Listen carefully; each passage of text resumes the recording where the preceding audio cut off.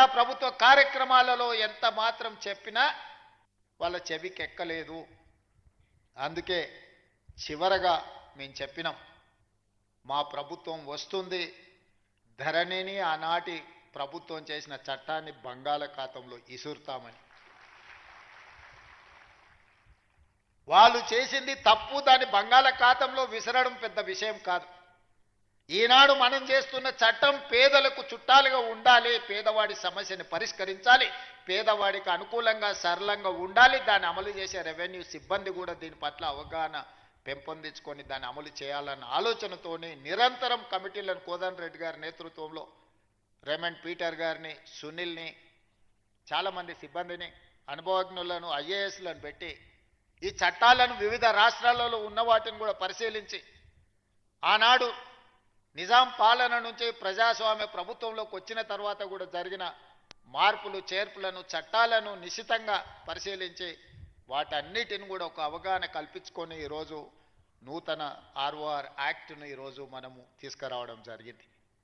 ఈరోజు భూభారతి ఈ సమస్యలకు శాశ్వత పరిష్కారాన్ని చూపించాలన్న ఆలోచనతోటే ఈరోజు డాక్టర్ బాబాసాహెబ్ అంబేద్కర్ జయంతి సందర్భంగా మనం ప్రారంభించుకుంటున్నాం.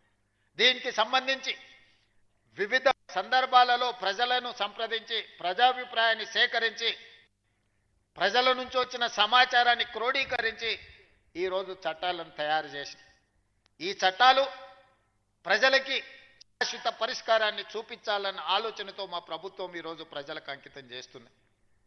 ఈరోజు 4 మండలాలలో పైలట్ ప్రాజెక్టుగా గ్రామాన రెవెన్యూ సిబ్బంది వెళ్ళి అక్కడ అధికారులు ప్రజలను కలిసి వాళ్ళ నుంచి విజ్ఞప్తులు తీసుకొని వాటిని పరిష్కరించే విధంగా ఈరోజు కలెక్టర్లకు ఆదేశాలు ఇవ్వడం జరిగింది. మొదటి విడతగా పైలట్ ప్రాజెక్ట్ కింద 4 మండలాలతో కార్యక్రమాన్ని చేపట్టి తద్వారా మనకు వచ్చిన ఫీడ్బ్యాక్ను తీసుకొని ప్రతి జిల్లాలో కలెక్టర్ ఒక్కొక్క మండలాన్ని మళ్ళీ ఆ తర్వాత తీసుకొని ఆ మండలాలలో కూడా ఈ కార్యక్రమాలను చేపట్టి ప్రజల నుంచి సమాచారం తీసుకున్న తర్వాత అన్ని మండలాలల్లో ఈరోజు కలెక్టర్లకు స్పష్టంగా ఆదేశాలు ఇచ్చిన ప్రతి మండలంలో రెవెన్యూ అవగాహన సదస్సులు పెట్టడమే కాకుండా ప్రతి గ్రామంలో రెవెన్యూ సదస్సులను నిర్వహించి రైతుల నుంచి సమస్యలను తెలుసుకొని విజ్ఞప్తులను తీసుకొని వాటిని శాశ్వతంగా పరిష్కరించి వివాదం లేని తెలంగాణగా వివాదరహిత భూ విధానాన్ని తెలంగాణలో తీసుకురావాలన్న ఆలోచనతోని మా ప్రభుత్వం ఒక సంకల్పంతో ముందుకు వెళ్తుంది. ఇంత గొప్ప లక్ష్యాన్ని చేరాలి అని అంటే చట్టాలు చేసిన మా ప్రజాప్రతినిధుల వల్లనే సాధ్యం కాదు. దీన్ని ప్రజలకు చేరవేసే ప్రతినిధులు మీరు. అందుకే మిమ్మల్ని అందరినీ ఈరోజు ఇక్కడికి రప్పించినాం. మా మిత్రులు శ్రీనివాసరెడ్డి గారు అన్నారు, ఖమ్మంలో పాలేరులో 1,00,000 మందితో బహిరంగ సభ పెట్టి భూభారతి చట్టాన్ని మనము ప్రజలకు అంకితం చేద్దామని నేను వారికి సూచన చేసిన. సీనన్న 1,00,000 కాదు, నువ్వు బట్టి గారు తుమ్మల గారు అనుకుంటే 5-6 లక్షల మందితోనైనా ఖమ్మంలో సమావేశాన్ని ఏర్పాటు చేస్తారు. కానీ ఈ భూభారతిని అమలు చేసేది ఆ రైతులు, ఆ పేదవాళ్ళు కాదు. భూభారతిని అమలు చేసేది రెవెన్యూ సిబ్బంది. ఆ రెవెన్యూ సిబ్బందిని సమావేశానికి పిలువు. మన ప్రభుత్వ ప్రతినిధులు వాళ్ళే. ఇవాళ మా ప్రభుత్వానికి మంచి పేరు రావాలన్నా ఈ ప్రభుత్వం తెచ్చిన చట్టం పక్కాగా అమలు జరగాలి అంటే అది మీ ద్వారానే సాధ్యమవుతుంది. అందుకే మిమ్మల్ని ముఖ్య అతిథులుగా మీరందరూ మాతో పాటు అతిథులు. ఈ సమావేశంలో మీరు ప్రేక్షకులు కాదు, మీరు కూడా అతిథులే. ఈ చట్టాన్ని ప్రజల దగ్గరికి తీసుకెళ్లే బాధ్యత మీ భుజస్కంధాల మీద ఉంది.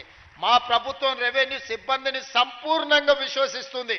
మిమ్మల్ని దొంగలుగానో, దోపిడీదారులుగానో, అవినీతి పరులుగానో మేము చిత్రీకరించదలుచుకోలేదు.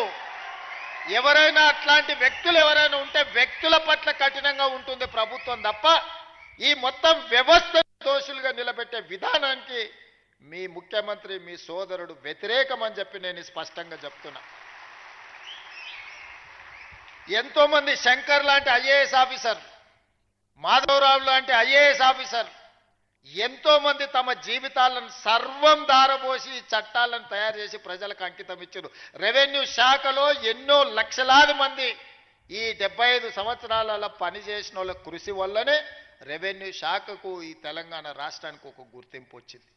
మేం చేసే తప్పిదాలను కప్పిపుచ్చుకోవడానికి మిమ్మల్ని దోషులుగా నిలబెట్టే విధానానికి నేను వ్యతిరేకమని చెప్పి నేను స్పష్టంగా చెప్పదలుచుకున్నా. జరగవచ్చు, అక్కడో ఇక్కడో తప్పు జరగవచ్చు. అన్ని వ్యవస్థలలో ఉన్నట్టు, అన్ని సంస్థలలో ఉన్నట్టు రెవెన్యూ శాఖలో కూడా ఎవరైనా కొంతమంది ఉండొచ్చు. అంత మాత్రాన శాఖను మొత్తాన్ని దోషిగా నిలబెట్టి ప్రజల ముందు వాళ్ళను అవమానించే విధంగా మాట్లాడే విధానాన్ని నేను వ్యతిరేకిస్తున్నాను. ఆనాటి ముఖ్యమంత్రి మాట్లాడిన మాటలు మీరు చూసిండ్రు. శాసనసభలో ఏ విధంగా మాట్లాడిండో, శాసనసభ బయట రెవెన్యూ సిబ్బందిని, రెవెన్యూ శాఖను ఏ రకంగా దూషించడం మీరు చూసిండ్రు.